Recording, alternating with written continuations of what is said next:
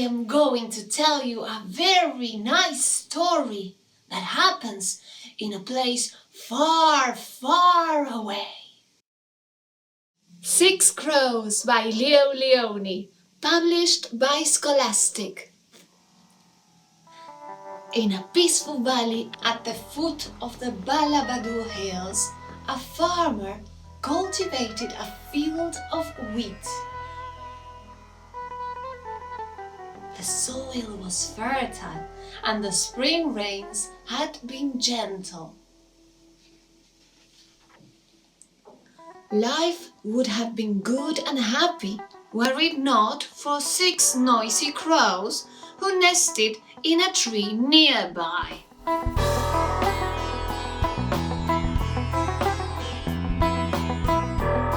Just when the wheat was about to ripen, the crows descended upon the field and pecked away at the tender grains. The farmer tried to chase the crows from the field, but no sooner had he returned to his hut than they were back. In desperation, he built a scarecrow. When the crows saw it standing in the wheat, waving a big stick, they were frightened. They huddled in their tree and wondered what to do. "Ah! We must scare that thing away," they said. "But how? Let's set the field on fire!" shouted a crow. "But that would be the end of our wheat," the other said. There were many proposals. At last they agreed to make a ferocious kite. They gathered bark and dry leaves and made a fierce and very ugly bird. The next morning they flew the kite over the field. The scarecrow didn't budge, but the farmer was very frightened. He ran into his hut and bolted the door tight. "I must build a scarier scarecrow," he said. Soon a giant figure brandishing 2 swords stood in the wheat field. Its angry mouth seemed to grunt. "That should do it," said the farmer.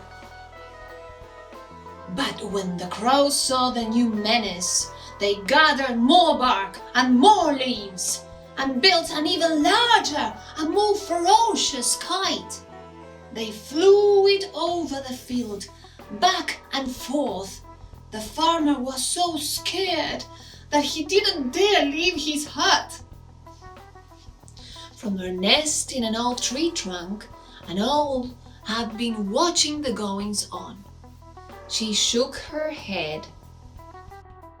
"I don't know who is sillier, the farmer or the crows." When she noticed that the wheat was wilting from neglect, she decided to talk to the farmer. "Why don't you make peace, you and the crows?" "It's too late now." "It's never too late to talk things over," said the owl. Then she went to see the crows. "What can we do now?"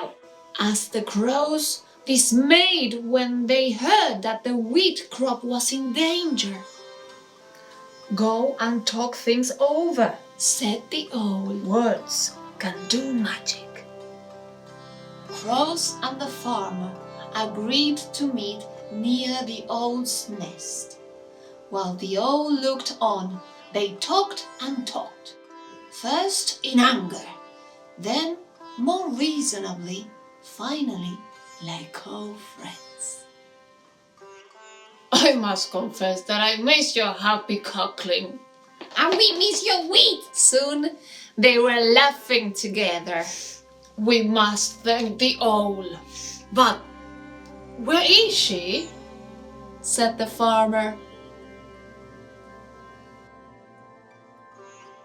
Her nest was empty. They looked all over. They went to the field. There stood the giant scarecrow, but something was different. The nasty green had turned into a happy smile. The owl was perched on the giant's arm. What happened? They asked. Magic. She said.